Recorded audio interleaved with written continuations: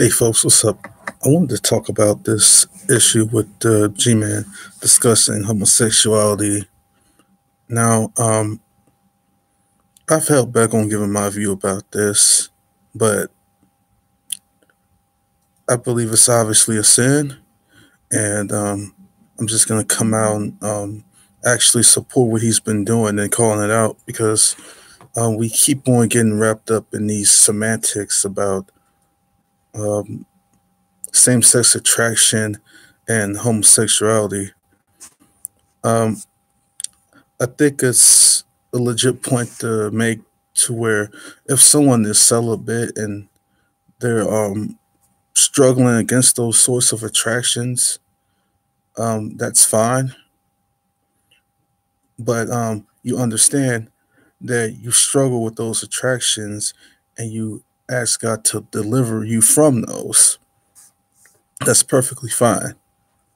There's nothing wrong with that because your goal is for God to deliver you from that in the midst of you having those. It's just like me if I am having attractions towards multiple women, outside of a marriage context. I'm not yet a married man, but it's not right for me to, be going around sleeping with women at all. I need to ask God to give me the strength to keep my desires in check. And I see Zulu in the chat. What's up, man? It's been a long time, man. Good to see you. But anyway, in the same way that I have to ask God to keep my desires for women in check, I need people who are gay, people who identify with the homosexual nature, need to ask God to keep their desires in check as well. So, um, and we could talk about, whether these desires are natural or not. That's really not the point. The point is, um, what does God say? Because G-Man has been specifically talking about people who claim to be Christians and um, seem to have this sort of ambiguous attitude towards the homosexual lifestyle or whatever you want to call it. Some people say it's inappropriate to call it a lifestyle. Um, I don't really want to get bogged down in that discussion too much. The point is, especially if you claim to be a Christian, what does the Bible say? And the Bible makes it very clear that a man shall not lie with a man, and a woman shall not lie with a woman. That's quite clear. Um, and then sometimes people want to go after these issues and try to make the Bible sound like it's being ambiguous towards the issue, but um, they'll like to try to, argue from silence or point to passages that may seem vague or something like that. But I noticed they don't try to do it for things like pedophilia and things like that. I mean, you got some adults out there that have attractions to children, but you know what? Those attractions, like anything else, need to be kept in check, and they need to humble themselves and bend their knees and cry out for God to take those attractions away from them. You can't justify it on the mere basis of attraction whatsoever. So the point is, um, it's not so much about you having attractions as much as it is about you acting on those attractions.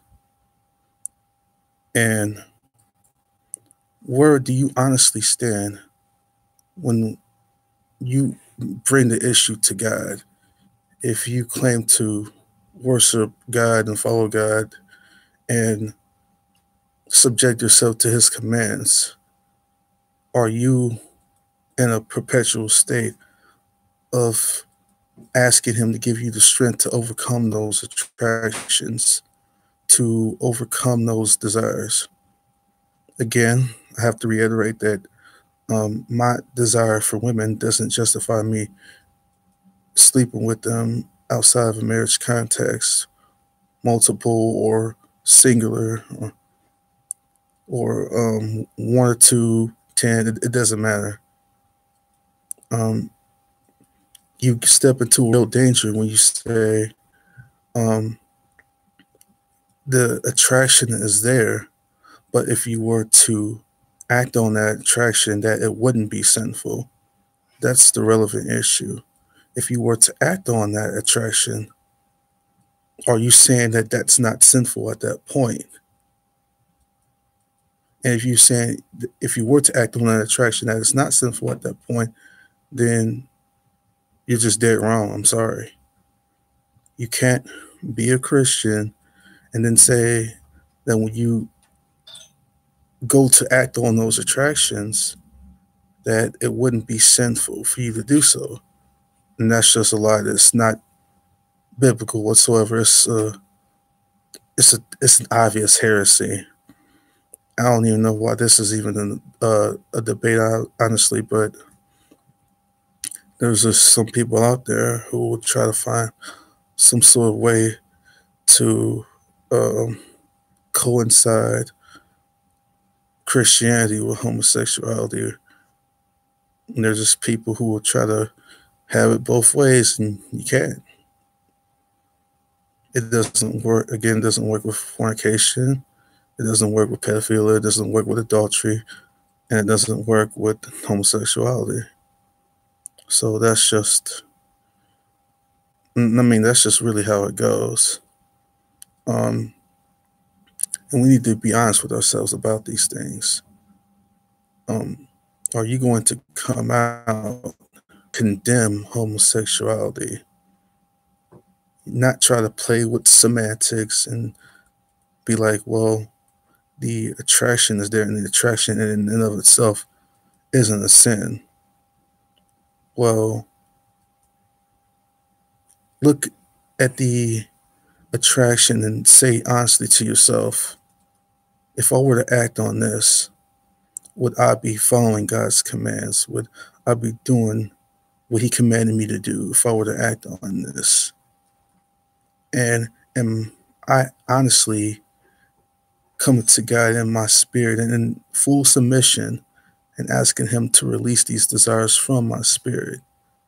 You can't continue to live in those desires and justify them.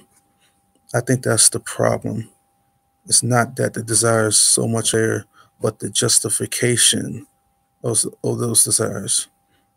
And that's what Gina was talking about. You can't act on it physically, nor can you justify them spiritually. So we got Bill for Speed in the chat. What's up, man? Good to see you.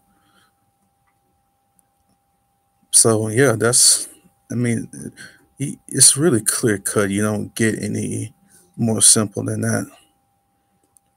You have these people who will deliberately go out their way to justify these things and to um, act like that these things aren't a problem, but it's a serious problem, man. Until we confront it and be honest with ourselves, we're going to continue having these pointless debates, and we're not going to be really talking to each other. We're going to be talking past each other, and unfortunately, it gets to a point to where it goes salting people, and we don't really get to the heart of the matter. I think G-Man's point is simply this: as if you physically engage in that lifestyle, it's a sin. But even if you are celibate, if you say that you being celibate and refraining from the activity, but it's not a problem if you were to act on it at some point, it's not a sin, then that's a problem. And if you say, well, I'm celibate, I'm not acting on it, so, my desire in and of itself ain't a problem because I'm not acting on it. No, Your desire is a problem, even if you're not acting on it. If you're not asking God to take that desire away from you, and you just kind of selling that desire in your spirit, so to speak, then that's a sin of the heart. It's a sin of your heart. The Bible even talks about sins of the heart. Like if I even get a woman with lust, I've already committed adultery with her in my heart. It's not just sins of the physical nature, it's sins of the heart too. When you get to justifying these things and all these um, semantic gymnastics, these mental gymnastics, you got to really, really ask yourself, what are you really basing your position on? If you got to go through these lengths to justify it, then you probably don't have a sound position to begin with. If you got to jump through all these hoops to find some sort of justification for it, you probably don't have a basis to justify it from the outset. And that's just how it goes. So the fact of the matter is that G Man is correct. And it has to be cleared up in these ways. So let's not continue to play semantics. Let's not dance around it and get to the heart of the matter. Are you spiritually justifying your desires? Are you physically justifying your desires? If you're doing either one of those two, in regards to homosexuality, um, adultery, fornication, pedophilia, any of these sorts of sexual sins, bestiality, it doesn't matter what sexual sin you're talking about. If you're doing the sort of justification in any of these ways for any of these sexual sins, then you are sinning. And we need to get real. He's absolutely correct to say that unrepentant folks who engage in things like homosexuality, and I'll add to that the list of other sexual sins that I just mentioned. If you are unrepentant about these things, you're not going to enter the kingdom of heaven. That's just the cold hard truth. And he doesn't tell you these things because he hates you. He tells you these things because he loves you as a brother. He wants to see you come to repentance. Not everything is going to sound rosy to you.